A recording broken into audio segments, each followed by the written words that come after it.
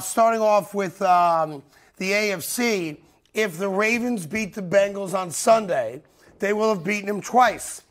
But they can't win the division. Mm-hmm. So the Bengals have already been anointed as champions of the division.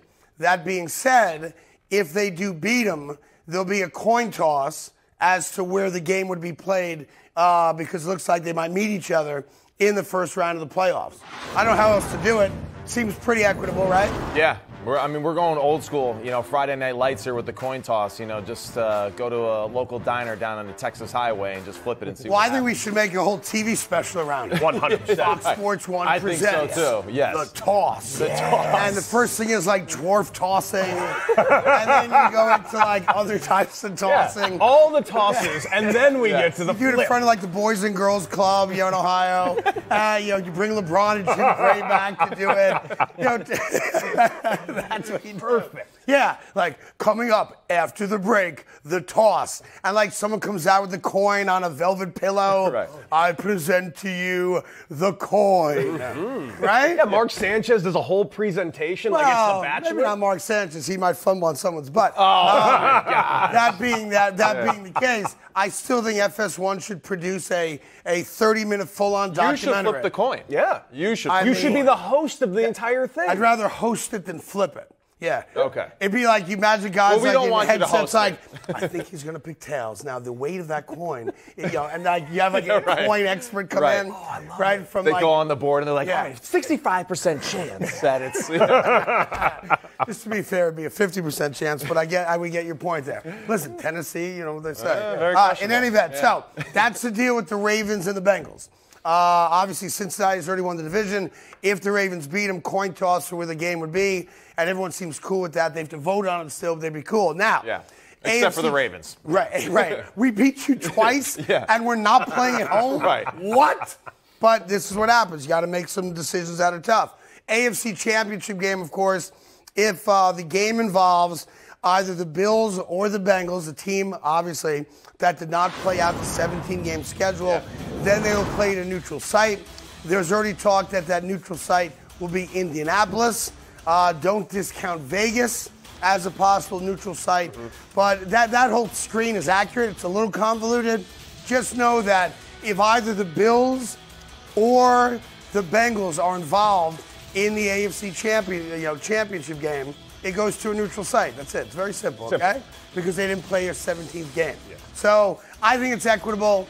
The competition committee said yay to it. The owners now vote on it. They will pass it easily, and then we can move forward. Everybody knows what's at stake. And I love all those scenarios, too. Every one of those scenarios was if the Bills or the Bengals play Kansas City. So everyone else in the AFC, just quit, all right? Right. Don't even try because you got no shot. So that's the deal on that. Now, one team that's not in the AFC but has a big decision to make is my main man, Tom Brady.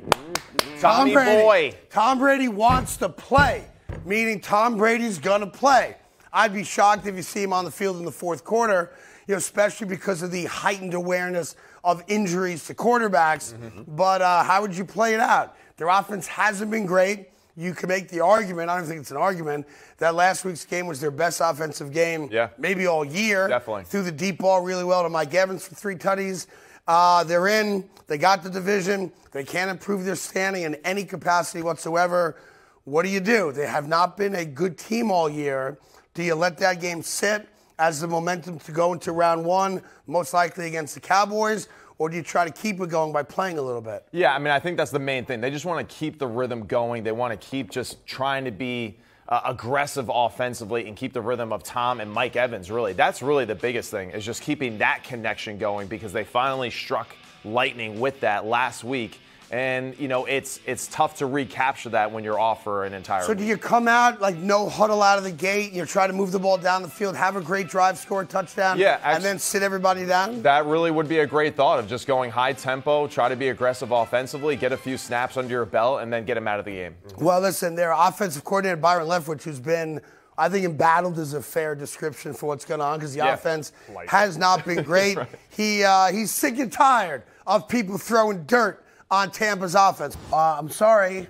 He just said we have the 12th best offense in the league.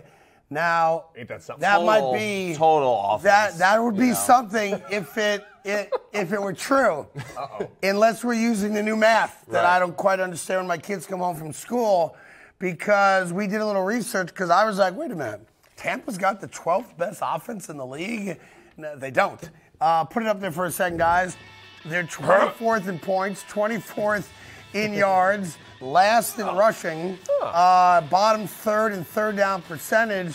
Ain't that something? Ain't that Ain't something? that something? Yeah, That is a hell of a resume shame. That's why they're throwing dirt on your offense. It sucks. It sucked all year. It's been awful. Yeah, I mean, last week, the 3 touchdowns to Mike Evans was the best offensive performance scoring-wise. I don't know where you've my had all emotions year. come into play either. I'm not emotional when I watch you. You're just not performing very well the entire season. It's very simple. What's interesting, we don't have the audio of this, but he was using the new math. Byron made a lot of other statements that we just don't have to show you. He said that Zach Wilson's one of the top-rated quarterbacks in the AFC. Ain't that something? Yeah, ain't that something? Ain't that something? Yeah.